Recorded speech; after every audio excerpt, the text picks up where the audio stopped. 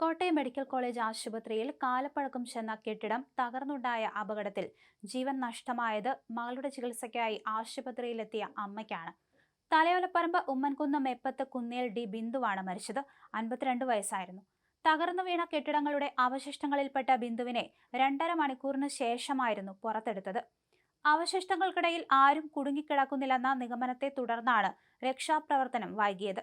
അതേസമയം അമ്മയെ കാണാനില്ലെന്ന് മകൾ പരാതി ഉന്നയിച്ചതോടെ തിരച്ചിൽ ആരംഭിക്കുകയായിരുന്നു. പുറത്തെടുത്തപ്പോൾ ബിന്ദുവിന് ബോധമില്ലായിരുന്നു. തുടർന്ന് അത്യാഹിത വിഭാഗത്തിൽ എത്തിച്ച് അടിയന്തര ചികിത്സ ലഭ്യമാക്കിയെങ്കിലും രക്ഷിക്കാനായില്ല. ശുചിമുറിയിലേക്ക് പോയ അമ്മ തിരികെ വന്നില്ലെന്നും ഫോൺ വിളിച്ചിട്ട് എടുക്കുന്നില്ലെന്നും ബിന്ദുവിന്റെ മകൾ പറഞ്ഞതോടെയാണ് ഒരാൾ കെട്ടിടത്തിനുള്ളിൽ കുടുങ്ങിയിരിക്കാം എന്ന സംശയം ബലപ്പെടുന്നത്. ഇതോടെ JCB എത്തിച്ച് അഗ്നിരക്ഷാ ഉദ്യോഗസ്ഥരും പോലീസും കെട്ടിടാവശിഷ്ടങ്ങൾക്കിടയിൽ വിശദമായ തെരച്ചിൽ ആരംഭിച്ചു. അപ്പോഴേക്കും സമയം ഏറെ വൈകിയിരുന്നു. ന്യൂറോ സർജറിക്ക് വേണ്ടിയാണ് നവമിയെ മെഡിക്കൽ കോളേജ് ആശുപത്രിയിൽ പ്രവേശിപ്പിച്ചിരുന്നത്. ചൊവ്വാഴ്ച അഡ്മിറ്റായി. രാവിലെ കുളിക്കുന്നതിന് വേണ്ടിയാണ് 14-ാം വാർഡിന്റെ 3-ാം നിലയിലേക്ക് ബിന്ദു എത്തിയതെന്നാണ് വിവരം. ഈ സമയത്താണ് കെട്ടിടം തകർന്നു വീണത്.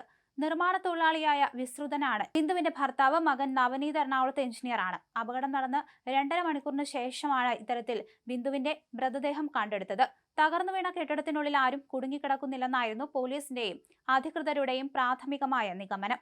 ഇടിഞ്ഞു വീണത് ആരും ഉപയോഗിക്കാത്ത കെട്ടിടമാണെന്നായിരുന്നു സ്ഥലത്തെത്തിയ മന്ത്രി VN വാസവൻ മാധ്യമങ്ങളോട് പറഞ്ഞത്. ഉപയോഗശൂന്യമായ കെട്ടിടമാണെന്നും വാർഡ് തൊട്ടപ്പുറത്താണെന്നും സാധനങ്ങളൊക്കെ സൂക്ഷിക്കുന്ന കെട്ടിടമാണ് തകർന്നതെന്നും മന്ത്രി പറഞ്ഞിരുന്നു. പുതിയ കെട്ടിടം പണിതു കഴിഞ്ഞെന്നും രോഗികളുടെ കൂട്ടിരിപ്പുകാർ പഴയ കെട്ടിടത്തിന്റെ ഭാഗത്ത് എത്തിയതുകൊണ്ടാണ് 3 പേർക്ക് പരിക്കേറ്റതെന്നും VN വാസവൻ പറഞ്ഞു.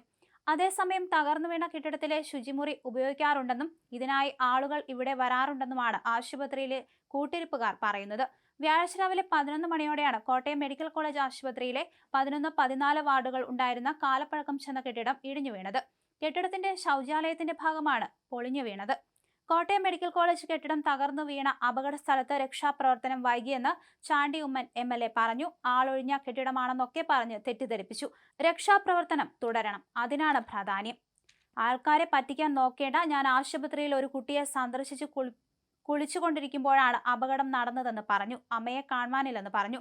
1.5 മണിക്കൂർ കഴിഞ്ഞു. രക്ഷാപ്രവർത്തനം താമസിച്ചു. കുട്ടിയോട് സംസാരിച്ചപ്പോൾ അമ്മ ഫോൺ എടുക്കുന്നില്ലെന്ന് പറഞ്ഞു. ഇതിൽ കൂടുതൽ പ്രതിഷേധം ഉണ്ടാകുമെന്നും നിലവിൽ രക്ഷാപ്രവർത്തനം നടക്കട്ടെയെന്നും ചാണ്ടിയുമ്മൻ പറഞ്ഞു. രക്ഷാപ്രവർത്തനം പുരോഗമിക്കവെയാണ് സ്ത്രീ ഇതിനുള്ളിൽ കുടുങ്ങിയതായി അറിഞ്ഞത്. അമ്മയെ കാണാനില്ലെന്ന മകളുടെ പരാതിക്ക് ശേഷമാണ് തെരച്ചിൽ ആരംഭിച്ചത്.